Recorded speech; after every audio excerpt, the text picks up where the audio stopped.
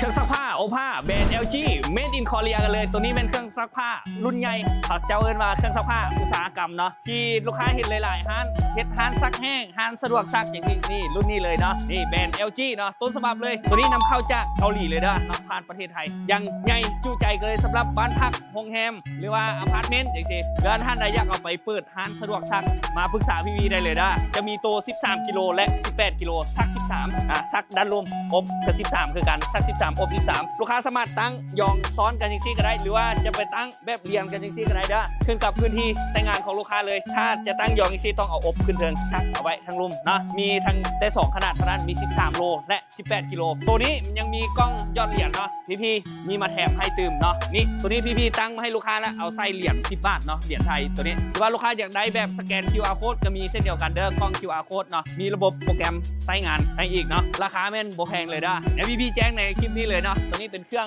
ใหม่มือหนึ่งแกะกล้องแบรนด์แท้จาก LG ต้นฉบับจากเกาหลีกันเลยตัวซักผ้า13กิโลคือตัวด้านรวมนี้พี่จัดให้เพียงแต่49ล้านกีบเท่านั้นเด้อและตัวอบผ้าทางเทิงนี้ราคาเพียงแต่34ล้านกีบขนาด13กิโลและตัว18กิโลขนาดกันซ้ำๆกันนี่เนาะมอเตอร์มันจะใหญ่กว่าแพงกว่าตัว18กิโลตัวซักราคาเพียงแต่56ล้านกีบและตัวอบแมน49ล้านกีบเด้อถ้าลูกค้าซื้อเป็นเซตจริงๆเลยเทิร์นมาสแต็กไจแอนท์แล้วก็สแต็กไททันเนาะสำหรับตัว13กิโลแมนราคา74ล้านในหมด2จังซี่เลย13กิโลซัก13อบ13 74แล้วก็ซัก18อบ18ราคาเพียงแต่